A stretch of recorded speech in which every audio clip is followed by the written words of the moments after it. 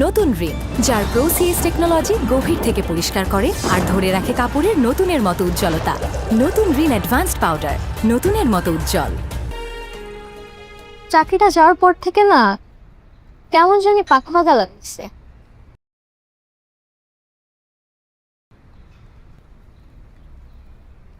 This is the time Meera. এখন হচ্ছে main পরীক্ষার সময়। কি নিয়ে কথা হচ্ছে? একটু পরামর্শ দিতে এলাম। বাবা অ্যাডভাইজার না ওইটা না, পরামর্শ। কোনটা? কোন না আমার এই যে কাজে এত কিছু, এই যে টাকা পয়সা, এই যে আমাকে বরকার টাকা, তারপরে জমি টমি যে টাকা 3 ভাগের 2 ভাগ তো দানই করে যাইতেছে। এই জব্বারের টাকা নেয়, তারপরে সুলতানের মায়ের পড়াশোনার টাকা দিচ্ছে, আবার এতিমখানায় নেয়, তারপরে মসজিদে টাকা দেয়।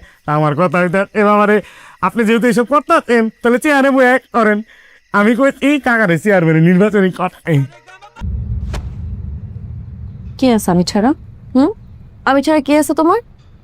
মেহেরিন। সেটাই জানি মনে থাক। এই অফিসটা শুধু ব্যবসার জন্য না মীরা। তাহলে এটা আমার নতুন শুরু। আমাকে অনেক বড় হতে হবে, অনেক। যে মানুষটা সব হারিয়ে বাড়ি সম্মান সব কিছু, সে এখন এমন এক তথ্য নিয়ে বসে আছে যা দিয়ে সায়রা পুরো পরিবারকে আদালতে দাঁড় করানো সম্ভব। অন্যদিকে মেহরিন তার বসের মুখের ওপর এমন একটা জবাব দিয়েছে যা শুনলে আপনার বুকও ভরে যাবে। আর আব্দুস সুবহানের আসল পরিচয় জানলে আপনি নিজের চোখে বিশ্বাস করতে পারবেন না। দর্শক বন্ধুরা, আসসালামু আলাইকুম। আজকে আমরা কথা বলবো আপনাদের জনপ্রিয় গল্প নাটক সেই মুহূর্ত নিয়ে, যে মুহূর্তের জন্য আপনারা কতদিন অপেক্ষা করেছিলেন। হ্যাঁ, আজকে আমরা আলোচনা করব এই নাটকের 42তম পর্ব নিয়ে। এই পর্বে এমন কিছু ঘটতে যাচ্ছে, এমন কিছু উন্মোচিত হতে যাচ্ছে যা দেখে আপনারা একেবারে চমকে উঠবেন। বিশ্বাস না হলে শেষ পর্যন্ত দেখুন, তাহলে বুঝতে পারবেন। এই পর্বে 3টি বড় প্রশ্নের উত্তর দেওয়া হবে। প্রথম প্রশ্ন, মেহরিন কি পারবে তার বসের সেই নোংরা ঘৃণ্য প্রস্তাব প্রত্যাখ্যান করতে, নাকি সংসারের দায়ভার মাথায় নিয়ে সে তার সম্মান বিক্রি করে দিবে? দ্বিতীয় প্রশ্ন, সায়রার জালিয়াতি মামলা ফাহাদ কি সত্যি শেষ হয়ে গেছে, নাকি এমন কোনো গোপন অস্ত্র লুকিয়ে আছে যা দিয়ে পুরো যুদ্ধই পাল্টে যাবে? তৃতীয় প্রশ্ন, আব্দুস সুবহান আসলে কে কার হয়ে কাজ করছে? এই লোকটির পরিচয় জানলে আপনারা হয়তো বিশ্বাসই করতে পারবেন না। এই 3টি প্রশ্নের উত্তর জানতে হলে আজকের ভিডিওটি আপনাকে শেষ পর্যন্ত দেখতেই হবে, মাঝখানে বন্ধ করলে চলবে না, কারণ সবচেয়ে বড় চমকটা লুকিয়ে আছে একদম শেষের দিকে। চলুন তাহলে শুরু করা যাক। প্রথমে একটু পিছনে তাকানো যাক। গত পর্বে আমরা কি দেখেছিলাম? ফাহাদ এই নাটকের সবচেয়ে জটিল, সবচেয়ে বিতর্কিত চরিত্র। সে তার বাবাকে রেখে যাওয়া সেই পুরনো বাড়ি বিক্রি করে দেয়। কেন? কারণ সায়রার বাবার কোম্পানির কাছে তার বিশাল দেনা ছিল, সেই দেনা শোধ করা আর কোনো পথ ছিল না তার সামনে। তাই নিজের বুকের ভিতর কষ্টকে চাপা রেখে চোখের পানি লুকিয়ে সে বাবার স্মৃতি বিজড়িত সেই বাড়িটা বিক্রি করে দেয়। কিন্তু কতটুকু? সায়রা কি শান্ত হয়েছে? না, একদমই না। সায়রার প্রতিশোধের আগুন এত সহজে নেবার নয়। সে চায় ফাহাদকে সম্পূর্ণ ধ্বংস করতে। শুধু টাকা নিলেই তার মন ভরবে না। সে চায় ফাহাদ জেলে যাক, সে চায় ফাহাদের সম্মান মাটিতে মিশে যাক, সে চায় ফাহাদ ও মীরার দুজনই একদম এক জায়গায় পৌঁছাক, যেখান থেকে আর কখনো উঠে দাঁড়ানো সম্ভব না। তাই সে জালিয়াতির একটা মামলা দায়ের করে ফাহাদ ও মীরার বিরুদ্ধে। এই মামলা শুধু আইনি লড়াই না, এটা সায়রার প্রতিশোধের সবচেয়ে ধারালো অস্ত্র। একদিকে স্বামীর পুপা রাফিক, আবার এই মানুষটাকে নিয়ে অনেকদিন ধরেই আমাদের মনে একটা প্রশ্ন ঘুরপাক খাচ্ছিল। তিনি স্বামীকে বলেছিলেন সব ঠিক হয়ে যাবে, কিন্তু কিভাবে, কোন জাদুতে সব ঠিক হবে? তার কথার পিছনে লুকিয়েছিল এই রহস্যের উত্তর জানতে 42তম পর্ব দেখতে হবে। এবার আসা যাক 42তম পর্বের মূল গল্পে। পর্দা উঠতেই আমরা দেখব একটি সাধারণ সকাল।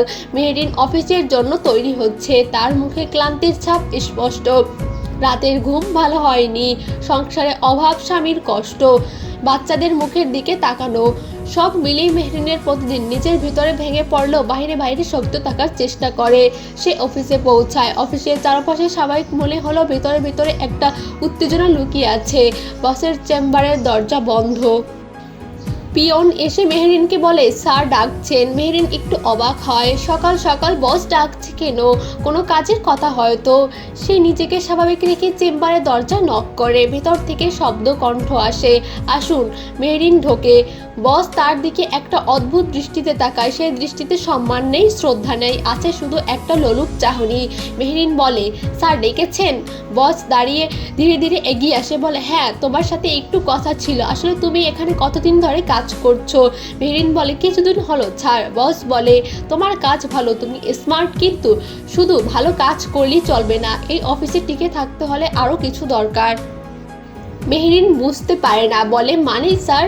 বস এগিয়ে আসে, কণ্ঠ নামিয়ে বলে মানে হলো আমাকে খুশি রাখতে হবে।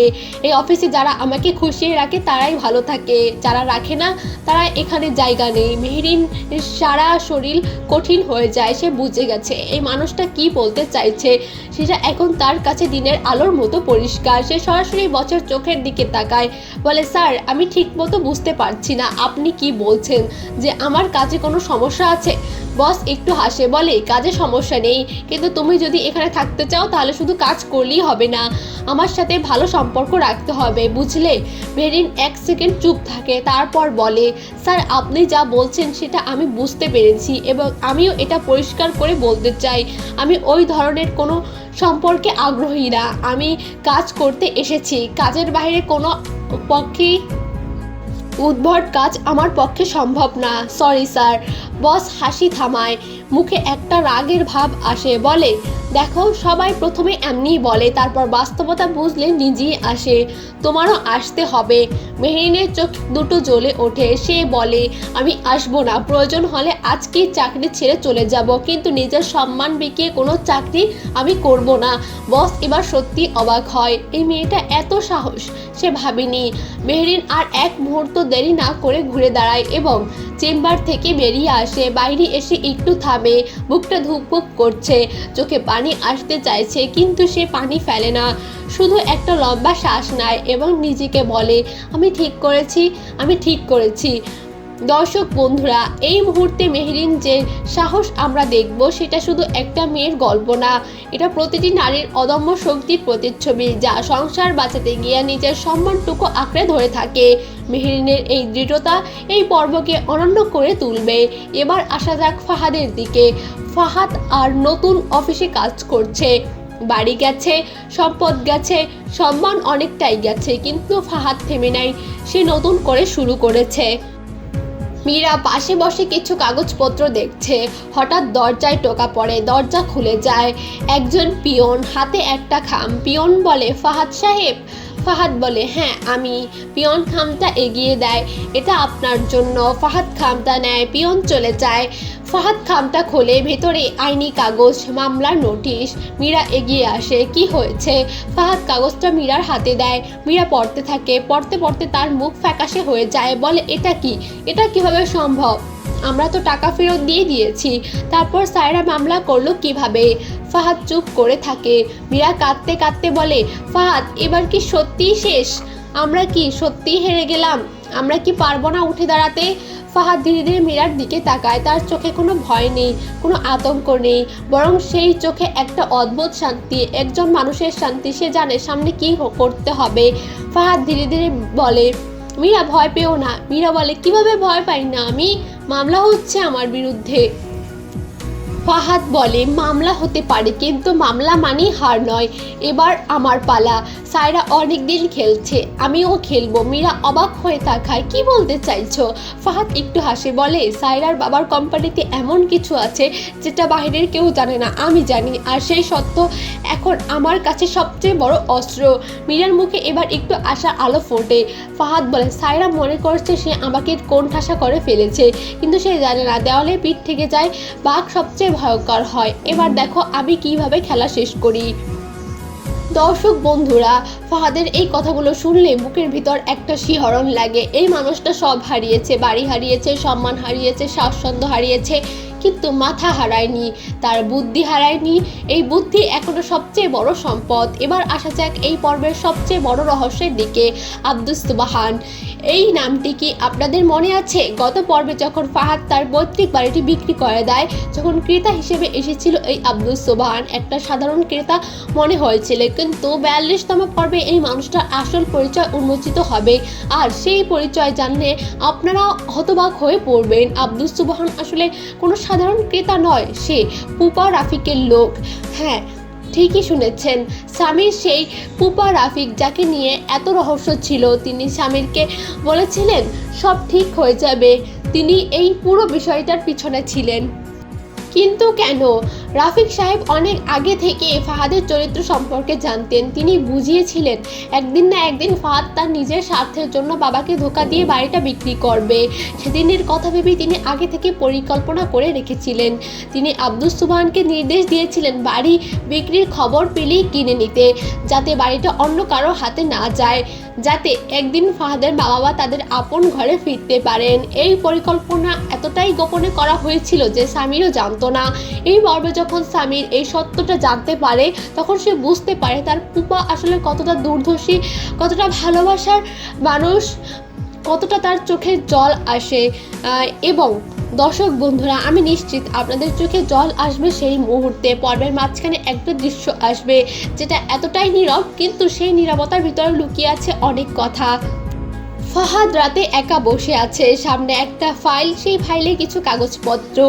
সে মনোযোগ দিয়ে পড়ছে। মীরা এসে পাশে বসে বলে, এখনো জেগে আছো? ফাহাদ বলে, ঘুম আসছে না। মীরা বলে, কি দেখছো এত মনোযোগ দিয়ে? ফাহাদ মাথা তোলে, বলে, সায়রার বাবার কোম্পানির পুরনো কিছু লেনদেনের হিসাব। এগুলো আমি অনেকদিন আগেই দেখেছিলাম, তখন এত গুরুত্ব দেইনি, কিন্তু এখন বুঝতে পেরেছি এখানে এমন কিছু আছে যা প্রকাশ পেলে সায়রার বাবার কোম্পানি একদিনই ধ্বংস হয়ে যাবে। মীরার চোখ বড় হয়। সত্যি বলছো? ফাহাদ বলে, সায়রার বাবার কোম্পানিতে অনেক বছর আগে একটা বড় আর্থিক জালিয়াতি হয়েছিল। সেই জালিয়াতি কোম্পানির কিছু বিশ্বস্ত মানুষ জড়িত ছিল। সায়রার বাবা বিষয়টা জানেন, কিন্তু কখনো প্রকাশ করেননি, কারণ প্রকাশ পেলে তার নিজেরই সুনাম নষ্ট হবে। মীরা বলে, তুমি এটা জানলে কিভাবে? ফাহাদ একটু থামে, তারপর বলে, আমি যখন কোম্পানিতে কাজ করতাম তখন ভুলবশত আমার হাতে এই কাগজগুলো এসেছিল। আমি সেদিন এতটা গুরুত্ব দেইনি, কিন্তু সেদিন থেকে এগুলো সরিয়ে রেখেছিলাম। আজকে মনে হচ্ছে সেই সিদ্ধান্তটা আমাকে বাঁচাবে। মীরা বলে, তাহলে এখন কি করবে? ফাহাদ ফাইলটা বন্ধ করে বলে, সায়রা আমার বিরুদ্ধে জালিয়াতির মামলা দিয়েছে। আমি তার বাবার বিরুদ্ধে সত্যিকারের জালিয়াতির প্রমাণ দিয়ে আদালতে যাব, দেখি কার কত শক্তি। এই মুহূর্তে ফাহাদকে দেখলে মনে হয় একটা সেই মানুষ যার পিঠ দেওয়ালে ঠেকে গেছে, কিন্তু দেওয়ালে পিঠ ঠেকলেই মানুষ শেষ হয়ে যায় না, কখনো কখনো সেটাই হয় সবচেয়ে বড় শক্তির অবস্থান। এই পর্বে একটা দৃশ্য আছে, সামির তার ও ফুপা রাফিকের মধ্যে যে এই নাটকের সবচেয়ে আবেগময় দৃশ্য একটি হতে পারে। সামির রাফিকের বাড়িতে যায়, মুখে চিন্তার ছাপ। সে বলে, ফুপা আমার আপনার সাথে একটু কথা ছিল। রাফিক বলে, বসো। সামির বসে, বলে, ফুপা আমাদের বাড়িটি কি হবে? আব্দুস সুবহান কিনেছে সেটা, এখন কি আর কোনো উপায় নেই বাড়ি ফিরে পাওয়ার? রাফিক একটু চুপ থাকেন। সামির বলে, ফুপা আপনি বলেছিলেন সব ঠিক হয়ে যাবে, কিভাবে ঠিক হবে? আমি কিছুই বুঝতে পারছি না। রাফিক এবার মুখ তোলেন, বলেন, সামির তোমাকে একটা কথা বলি। সামির তাকায়। সামির বলে, আব্দুস সুবহান আমার লোক। সামির চমকে ওঠে, কি বলেন? রাফিক শান্ত কণ্ঠে বলে, আমি অনেক আগে থেকেই জানতাম ফাহাদ একদিন এই বাড়িটা বিক্রি করবে, তাই আমি আব্দুস সালামকে দিয়ে বলে রেখেছিলাম বাড়ি ক্রয় করার জন্য, সময় পেলেই যেন কিনে রাখে। সামিরের গলায় ধরে আসে, আপনি এটা করলেন? রাফিক বলে, কারণ ওটা তোমার বাবার বাড়ি, তোমার মায়ের বাড়ি, সেই বাড়িতে তোমার শৈশব কাটছে। আমি চাইনি সেই বাড়িটা হারিয়ে যাক। যখন সময় হবে আমি সেই বাড়ি তোমার বাবা মার হাতে ফিরিয়ে দেব। সামির আর থাকতে পারে না, তার চোখে পানি নেমে আসে। বলে, ফুপা। রাফিক বলেন, কেঁদো না, আমি যা করেছি সেটা দরকার ছিল। তোমার পরিবারের জন্য যা করার সেটা আমার জন্য কর্তব্য। এই দৃশ্যটা দেখলে যে কেউ অনুভব করবে পরিবারের ভালোবাসা কতটা গভীর হতে পারে। রফিক সাহেব কোনো নাটকীয় ঘোষণা ছাড়াই, কোনো প্রচারণা ছাড়াই চুপ করে পরিবারকে রক্ষা করতে চেয়েছিলেন। এই নীরব ভালোবাসাটাই সবচেয়ে বড় ভালোবাসা। এই পর্বের শেষের দিকে এসে গল্পের গতি আরও তীব্র হয়ে যায়। সায়রা তার আইনি আইনজীবীর সাথে বসে কথা বলছে। সে খুশি, মনে করছে ফাহাদকে এবার সম্পূর্ণরূপে কোণঠাসা করে ফেলেছে। আইনজীবী বলছে মামলা শক্তিশালী, ফাহাদের পক্ষে বের হওয়া কঠিন হবে। সায়রা হাসে, বলে আমি চাই ফাহাদ যেন আমাকে ঠকানোর মূল্য কত তা বুঝে। আইনজীবী বলে বুঝবে, নিশ্চিত থাকুন। সায়রা উঠে জানালার কাছে যায়, বাইরে থাকায় তার মুখে একটা বিজয়ের হাসি। কিন্তু দর্শক বন্ধুরা, সায়রা যদি জানতে পারতো ফাহাদের হাতে কি আছে, যদি সে জানতো ফাহাদ এখন কি প্রস্তুতি নিচ্ছে, তাহলে সে এত নিশ্চিন্তে হাসতে পারতো না। একদিকে মেহরিনের বাড়ি ফেরা, স্বামী দরজা খুলে দেয় এবং মেহরিনের মুখ দেখতে বোঝা যায় আজকে কোনো কঠিন মুহূর্তের মধ্য দিয়ে গেছে। সামির বলে কি হয়েছে? মেহরিন ভেতরে ঢুকে বসে, চুপ থাকো। তারপর বলে সামির, আমি আজকে চাকরি ছেড়ে দিয়ে এসেছি, কিন্তু আমি বুঝতে পেরেছি সেই অফিসে আর থাকা হয়তো সম্ভব না। সামির পাশে বসে, কেন? মেহরিন সব খুলে বলে। সামির চুপ করে শুনে, তারপর একটু সময় নিয়ে বলে মেহরিন, তুমি ঠিক করেছো। আমরা গরিব হতে পারি, কিন্তু আমাদের সম্মান আছে, সেই সম্মান আমরা বিকিয়ে দেব না। তুমি যদি চাকরি ছেড়ে দাও, আমার জন্য পথ খুঁজে নেব আমরা নতুন করে। মেহরিন সামিরের দিকে তাকায়। সামির বলে আমি জানি কঠিন পরিস্থিতি, তুমি সাহস দেখিয়েছো, সেটাই এই মুহূর্তের সবচেয়ে বড় কাজ। এই দৃশ্যটা দেখলে মনে হয় এই দুটো মানুষের সংসারে অভাব আছে, কষ্ট আছে, কিন্তু একটা জিনিস অটুট আছে, একে অপরের প্রতি বিশ্বাস আর সম্মান। পর্বের একদম শেষের দিকে একটা দৃশ্য আসবে যেটা পুরো পর্বের সবচেয়ে চমকপ্রদ মুহূর্ত। ফাহাদ তার আইনজীবীকে ফোন করে, বলে আমি কাল সকালে আপনার সাথে দেখা করতে চাই, আপনার হাতে কিছু গুরুত্বপূর্ণ কাগজ দিব। আইনজীবী বলে কি কাগজ? ফাহাদ বলে সায়রার বাবার কোম্পানির জালিয়াতির প্রমাণ।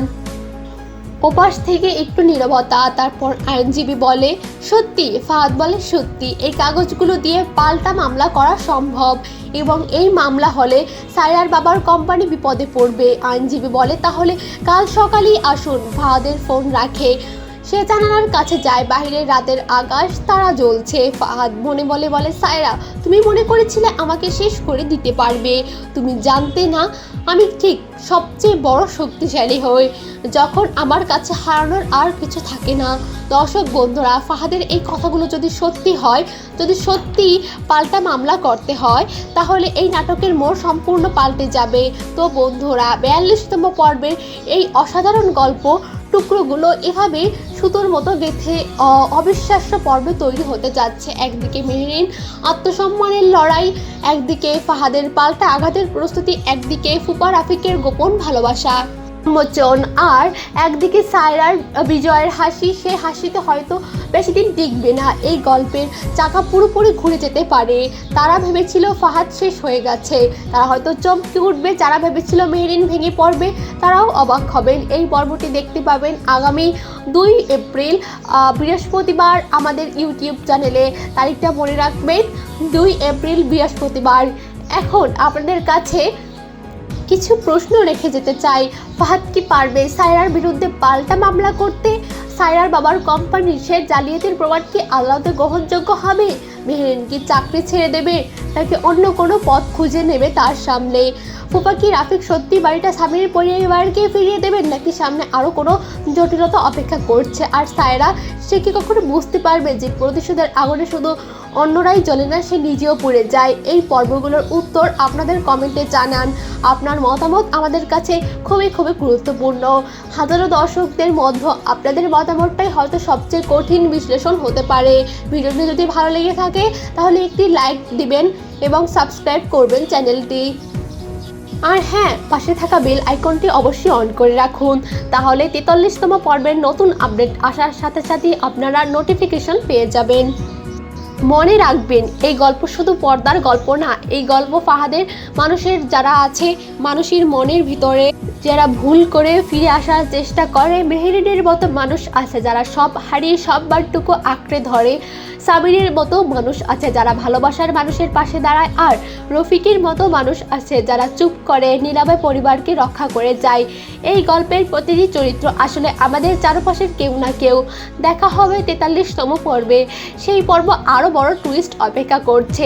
এতটুকু নিয়েই এখানেই বলে রাখছি। সেই পর্যন্ত সবাই ভালো থাকবেন, সুস্থ থাকবেন। আল্লাহ হাফেজ।